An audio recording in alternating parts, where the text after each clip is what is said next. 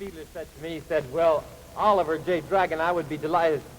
Pardon me, Mr. Mayor, we're on the air. Ladies and gentlemen of the television audience, this is Oliver J. Dragon speaking to you directly from the stage of Symphony Hall in Boston, Massachusetts. Excuse me. Half between its knees it was. And standing beside me is the mayor of Boston, Mayor Hynes. Oh, it's so good to see you. It's so good to be here, Mayor. Well, it's good to see you, Ollie. You stay your distance, and I'll stay mine. Oh, don't be worried. I'm very mild dragon. Even in the opera, I am.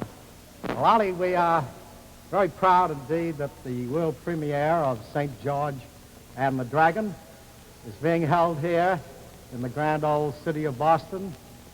St. George, of course, you know, is the patron saint of Merry England. Yes. And he slew the dragon way back in the days of early Christianity. Well, that's the way their story went. My story's a little different, but go on. That's all now, right. we have a rather modern dragon here in Boston, Ollie. Yes, sir. A gentleman who leads this wonderful Boston Pops orchestra. His name is Arthur Fiedler. And his orchestra is playing the music with your show. And every night during the Pops concerts here in Boston, Arthur Fiedler just simply slays the people of Boston. Modern dragon. That's right, Mayor. You bet. Oh, Mayor, we're so glad you could be here, and your seat of honor is right over there, right in the first row. So if you will join your friends there, we'll see you right after the performance. Very good, Ollie. Thank you so much, Mayor Hynes. Oh. Well, Mayor Hynes is right about Arthur Fiedler, and you know that RCA Victor is bringing this broadcast today to you folks. And RCA Victor, of course, is our sponsor, and I'm sure that all of you know that Arthur Fiedler and the Boston Pops record for RCA Victor. Oh, I'm sure that all of you have heard many of the wonderful selections. As a matter of fact, just last night in my hotel at the Ritz here, just outside in the public gardens at Boston, they are having an art show, and I heard some music being played. And doggone if it wasn't Arthur Fiedler and the Boston Pops on RCA Victor. And one of his very finest new recordings is the song from the Moulin Rouge. A wonderful recording. I know you'll want to hear it. On the other side is a very cute tune that I love very much. It's called Do-Waka-Doo, Waka-Doo, Waka-Doo. Somebody stop me. And so today, as you know, we are giving this world... Gracious, is that the warning bell? I couldn't be time yet. Mr. Fiedler! Mr. Fiedler, is it time yet? Yes, it is. Surely, yes.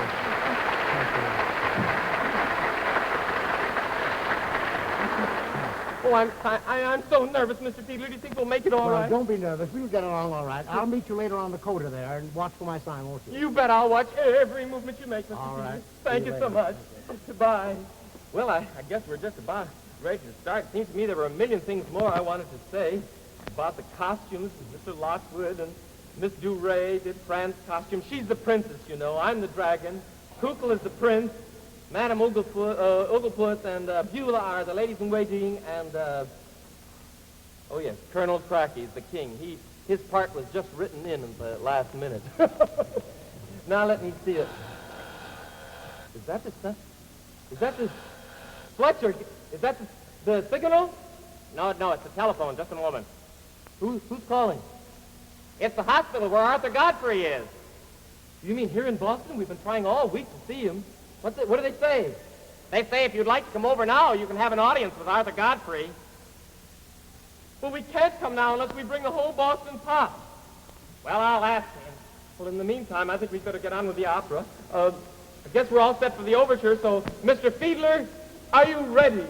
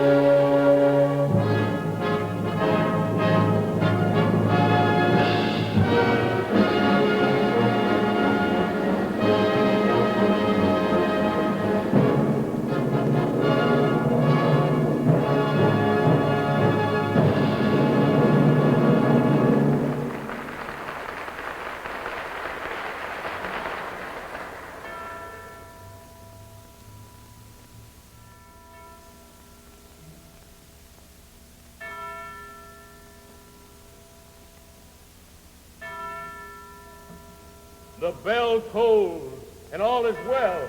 Well, what am I saying? Things have never been worse.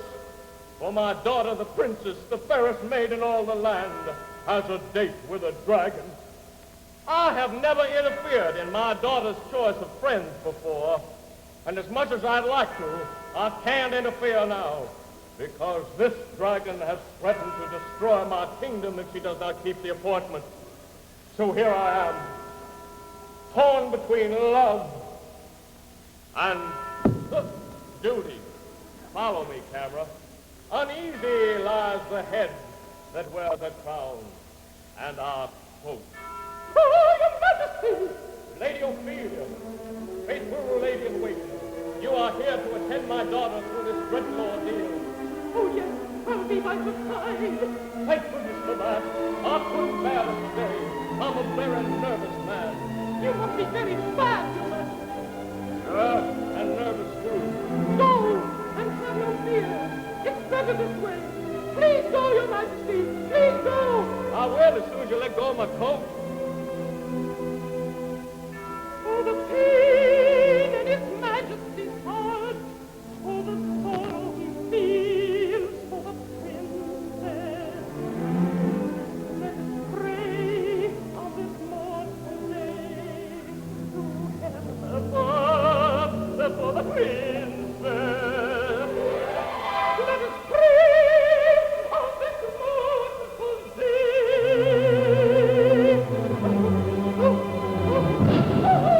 My heart! Who's there? Is it the dragon? Tell me, is it the dragon? Hello, dear. It's only you, Lady Fiedler.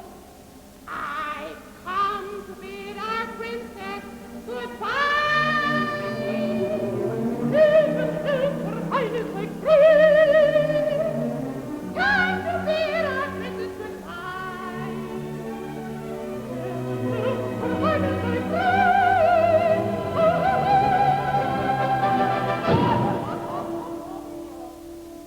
Pull yourself together, dear. This is no time to cry like that. Your mascara. What was that? What was that? In the distance, there it goes again. What is it? I don't hear a thing. Maybe it's thunder. No, man. It must be the dragon. Save me, save me. Hold on to yourself, girl. Hold on to yourself. You must be brave about this whole thing, you know. Oh, I know. I know. Her Highness the Princess is saving the kingdom for us. The poor little thing. When I think of her, that innocent little creature going to such a doom. Well, you can't win them all. So soon. Wait, look over there. What is it, the dragon? No. It's the princess. She's coming. This way, Your Highness.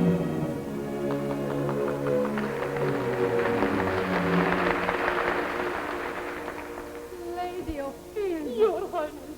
Lady Beulah. Your Highness. Oh, you poor dear little thing. You're nervous, aren't you? Worried and upset. No, you're not? You're not worried? What could it be then? Oh, silly girl. Oh, dear child, I understand what you're going through, but you mustn't worry. You're saving our kingdom. I know. That doesn't bother you either? What in the world could it be? Don't be silly, girl. I know what it is. You're just plain afraid of the dragon, aren't you, dear? Oh, no. Very simply, my problem is this. I've met kings and queens. I know how to meet a prince or another princess. But I've never met a dragon before. A princess in a palace is brought up on protocol. I've followed court procedures ever since I was so tall. But how to meet a dragon is the biggest test of all. For never having met one, I don't know the protocol. Should I go to him or should he come to me? Should I go to him or should he come to me?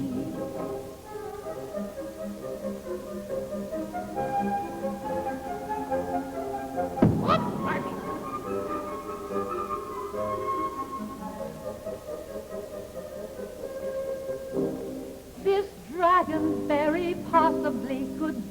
royalty. The problem that's perplexing is how royal can he be? To be correct in protocol, one never should assume, which leaves me in a quandary as to who should bow to whom. Should I bow to him or should he bow to me? Should I bow to him or should he bow to me? Wait a minute, Princess. I have a book here on protocol and tell you all about it. Oh, thank you, Lady Beulah.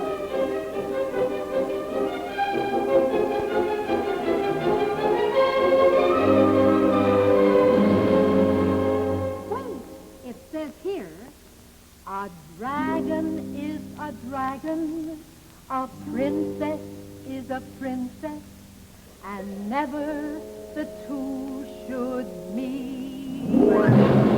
Hold on, dear. Hold on. You can't leave us at a time like this. No, darling. Remember your obligations. Remember your duty to the kingdom. And besides, dear, we'll be walking behind you. You can depend upon us. Can't you, Lady Beulah? Oh, you bet, Your Highness. You bet, you bet. Let me give you some advice, dear. Remember, be brave, Your Highness. Be brave, Your Highness. Be brave, Your Highness. One doesn't shirk their duty, do they? We'll be right behind you, about a mile or two. You knew that we'd be there to see you through. Yes, dear, be brave, my lady. Be brave, my lady. We have an obligation, let's pay it. We for my lady, and we'll always speak well of you. Goodbye, so long to lose. Lady Beulah, you forgot your book. What? Oh, my book. Oh, thanks, dear. Well, I guess you won't be needing this where you're going. Oh, I'm terribly sorry. Excuse me and my big mouth. Bye.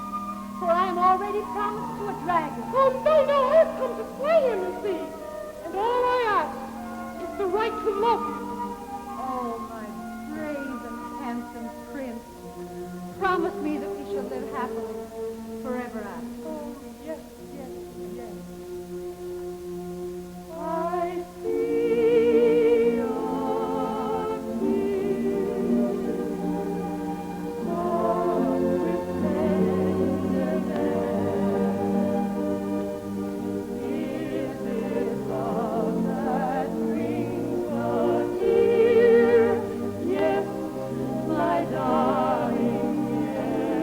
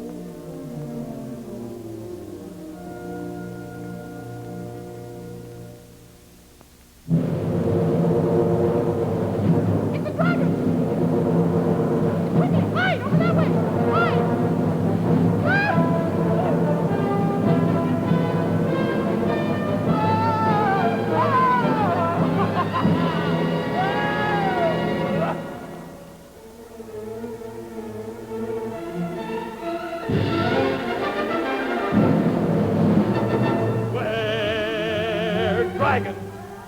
Beware, dragon. It's dangerous to ever be within a mile of me. Within a mile of me, you can't avoid a violent tragedy. Catastrophe. Beware, dragon. Beware, dragon. I'm so grotesquely horrible that I'm afraid to see. And I've been told the knights of old have painted as very sight of me. The dragon, beware, be wary of the dragon.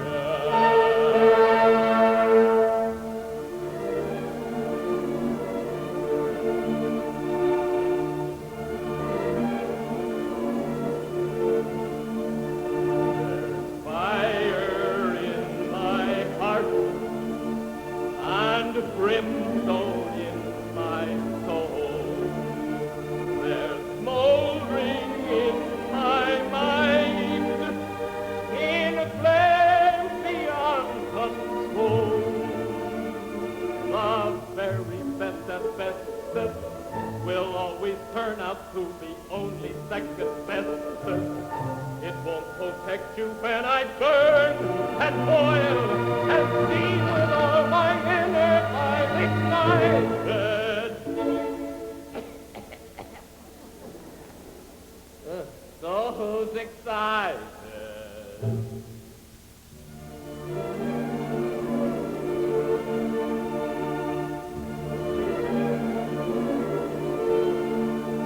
There's fire in my heart and brimstone in my soul.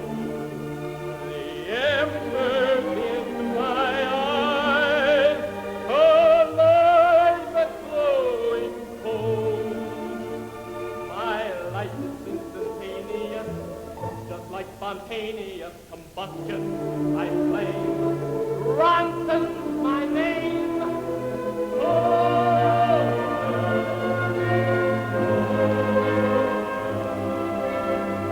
This is the point of no returning.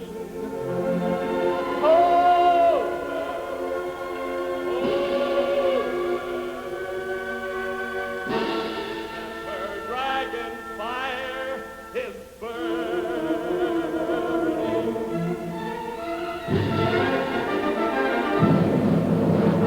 Beware, dragon. Beware, dragon. It's dangerous to ever be within a mile of me. Within a mile of me, you can't avoid a violent tragedy. Catastrophe. Beware, dragon. Beware, dragon. I'm so grotesquely horrible that I'm afraid to see. And confidentially, I must admit that I am even afraid of me.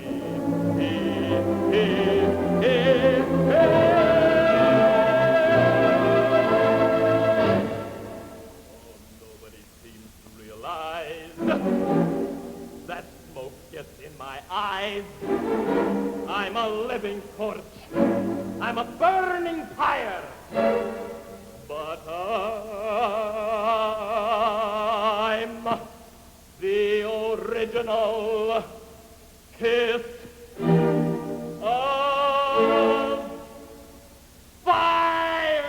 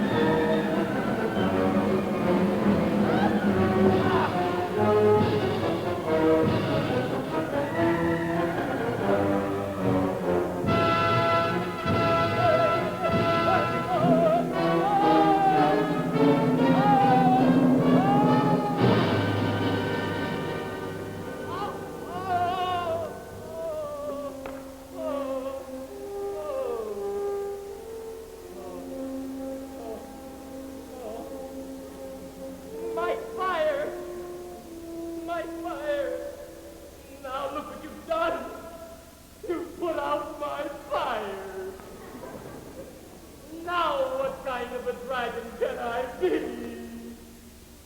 civilized dragon. Civilized dragon? Who ever heard of a civilized dragon? Wouldn't you like to be the first in your group? Hold still.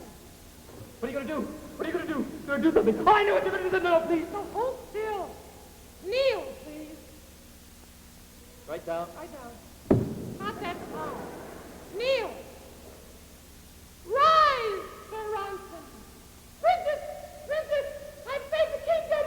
Oh, my brave prince. But I don't believe I know your friend. Oh, I'm sorry. Your Highness, this is Sir Ronson, the royal dragon. Pleased to meet you, Your Highness. Should I bow to him or should he bow to me? Oh, well, any friend of George's is a friend of mine. Oh, good. Princess, wait. You called me George. How do you know my name? I read the book. Isn't that wonderful? It's very cozy to be civilized, isn't it? I think so. I think so. Yes, yes, yes,